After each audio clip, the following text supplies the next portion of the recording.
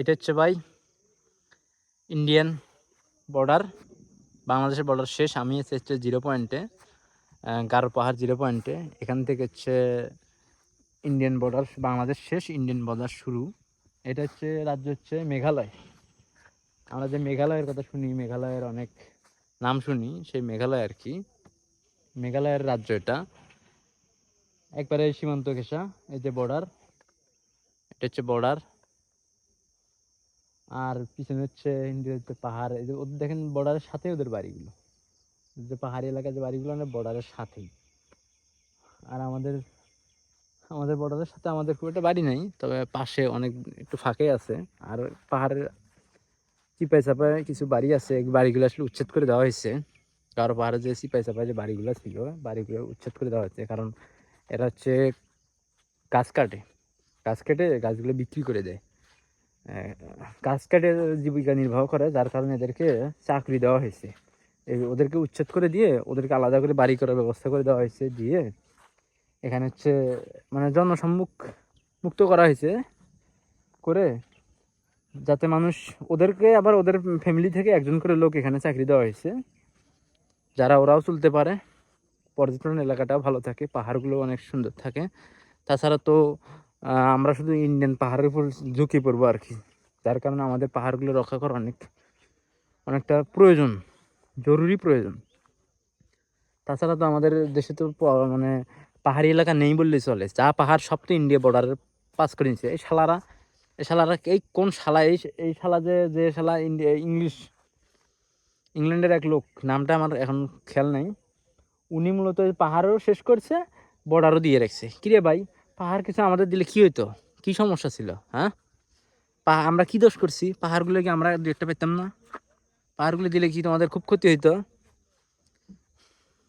খুব কষ্ট লাগে এই জায়গাতেই। মানে ওই মেঘালয় ছিল এক সময় আমাদের, 24 পরগনা ছিল আমাদের, তারপর হচ্ছে উড়িষ্যা ছিল আমাদের, কলকাতা ছিল আমাদের। আর সেই বাংলাকে ওরা 1911 সালে ভাগ করে পাহাড়গুলো ওরা দখল করে নিচ্ছে। আচ্ছা, আপনাদের কি মনে হয় যে এই যে আমাদের হচ্ছে কুড়িগ্রাম, তারপর হচ্ছে ময়মনসিংহ, শেরপুর, এগুলো পাহাড়ি এলাকা? এগুলো কিন্তু পাহাড়ি এলাকা মনে হয় না, কিন্তু বর্ডার পার হলে বর্ডারের সাথে কিন্তু পাহাড়। তার মানে কি বোঝা যাচ্ছে? পাহাড়গুলো থেকে একবার পাহাড়ের গোড়া থেকে ওরা দখল করে নিচ্ছে। খুব কষ্ট লাগে এই জায়গায়। আপনি যে কেউ বাঙালি যারা দেশপ্রেমিক, তারা আসলে এখানে এতটা কষ্ট পাবে আপনি কল্পনা করতে পারবেন না। আপনি সিলেটে যাবেন, আপনি কষ্টে বুক ফেটে যাইব যে পাহাড়গুলো শালারা ওরা দখল করে নিচ্ছে।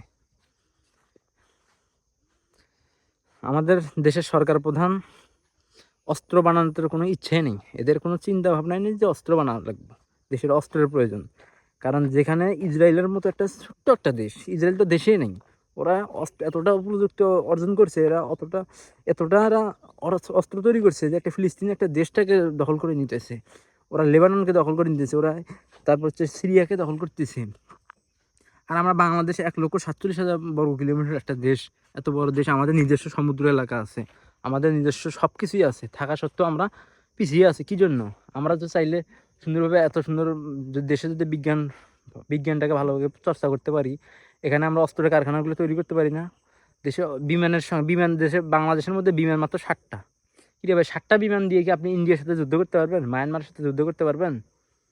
আপনি এখানে যেখানে যুদ্ধ করতে গেলে আপনার বিমান লাগবেই, যেখানে যুদ্ধ করতে গেলে বিমান লাগবে, সেখানে আমাদের যুদ্ধ বিমানে নেই।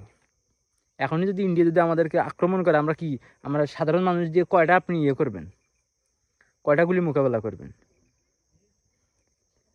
এগুলো আমাদেরকে ভাবতে হবে না? ওদের শুধু চিন্তা ভাবনা রাজনীতি। আরে মাদাচ্চোদেরা, তোরা রাজনীতি করবি, রাজনীতি কর, ঠিক আছে, তোরা রাজনীতি করিস আর পেট নীতি করিস, তোদের তো মাথার মধ্যে গোবর ছাড়া কিছু নেই, ফালতুরা বাঞ্চোদের ঘরে কি বলবো, বলার কোনো ভাষা আছে? আজকে আমরা পাহাড়গুলো থাকলে আমরা পাহাড়ে যাইতে পারতাম না? পাহাড়গুলোতে যাইতে পারতাম না, ঘুরতে পারতাম না? কতটা কষ্ট লাগে আমাদের। যত দেশে, পাকিস্তান দেখেন, ওদের দেশে এত অভাব, কিন্তু ওদের অস্ত্রের অভাব আছে। ওরা বিশ্বের মধ্যে, ওয়ার্ল্ডের মধ্যে 10 নম্বর র্যাঙ্কিংয়ের মধ্যে থাকে, মানে 7 নম্বর র্যাঙ্কিংয়ে মনে হয় এখন আছে, 7 নম্বর 8 নম্বর র্যাঙ্কিংয়ে। চিন্তা করে দেখেন ওদের প্রযুক্তি কতটা উন্নত। ওরা হতে পারে ওরা মানে অর্থনৈতিকভাবে একটু গরিব এখন মনে হচ্ছে, কিন্তু ওদের একটু রাজনৈতিক সমস্যা আছে, কিন্তু দেশপ্রেমের কোনো সমস্যা নেই ওদের। দেশপ্রেমের প্রতি এতটা আন্তরিকতা, এতটা ভালোবাসা পৃথিবীর অন্য কোনো গরিব দেশের মধ্যে নেই, যেটা পাকিস্তানে আছে। আর আমাদের দেশে মানে আমি অর্থনীতি তো আমাদের লাগবেই, তারপরেও তো আমাদের তো অস্ত্র তো প্রয়োজন, অস্ত্রের প্রয়োজন আছে না? আমাদের বহিরে শত্রুর হাত থেকে রক্ষা করতে হবে না, আমাদের দেশকে, জনগণকে রক্ষা করতে হবে না? এটা কি হচ্ছে বাইরের দেশে থেকে অস্ত্র নিয়ে এসে আমরা ইয়ে করতে পারবো? ইন্ডিয়াকে সেভ করতে গেলে আপনাকে যে 7টা 8টা যুদ্ধ বিমান দিয়ে হবে, যেখানে ওরা হচ্ছে, যেখানে ওরা বড় বড় বিশ্বের বড় বড় ফাইটার ব্যবহার করে, বিশ্বের 4 নম্বর র্যাঙ্কিংয়ের দেশ। আর আমাদের র্যাঙ্কিং কত? আমাদের তো কম করে হলো 20-এর নিচে আসা লাগে। যুদ্ধ বিমান কম করে 2 থেকে 300 যুদ্ধ বিমানের প্রয়োজন আমাদের। আর সেখানে আমাদের কোনো যুদ্ধ বিমান নেই, খালি হাতে যুদ্ধ করা যায়।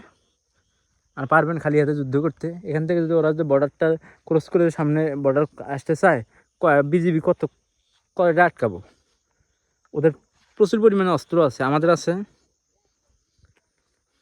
বা এটা নিয়ে দেশের সরকারকে ভাবতে হবে, দেশের মানুষকে ভাবতে হবে, সরকারের প্রতি চাপ প্রয়োগ করতে হবে, যাতে যেন দেশের অস্ত্র কারখানা তৈরি করা হয়, অস্ত্রের মালিক হতে হবে আর কি। আমাদের দেশের 20 নম্বর র্যাঙ্কিংয়ের নিচে থাকতে হবে, 20-এর নিচে থাকতে হবে আমাদের হচ্ছে অস্ত্র দিয়ে। আর 10-এর নিচে থাকতে পারলে তো কথাই নেই। আর যুদ্ধ বিমান তো বানানো এত সহজ না। আর যুদ্ধ বিমান তো বানানো তো যাবে না, ঠিক আছে, কিন্তু চায়না থেকে তো আমরা যুদ্ধ বিমানগুলো কিনতে পারি, পাকিস্তান থেকে যুদ্ধ বিমানগুলো কিনতে পারি না। পাকিস্তানের গরিব রাষ্ট্র, তারপরে যুদ্ধ বিমান আছে। আমাদের কি আছে? হ্যাঁ, আমাদের কি আছে? এই জন্য সবাইকে বলবো যে দেশের অস্ত্র কারখানা উন্নত করতে বা অস্ত্রের যোগান, প্রয়োজনীয় যোগান রাখতে একটা আন্দোলন করা দরকার। কারণ দেশে যে পরিমাণ আন্দোলন হচ্ছে, দেশের রক্ষার জন্য কোনো আন্দোলন হচ্ছে না। মানে দেশের পুটকি মারার জন্য আন্দোলন ঠিকই হচ্ছে, দেশের পুটকি মারার আন্দোলন ঠিকই হচ্ছে, কিন্তু দেশের রক্ষার জন্য কেউ আন্দোলন করতেছে না। এই আন্দোলনটা করা দরকার এখন। ভালো থাকবেন, সুস্থ থাকবেন, খুদা হাফেজ।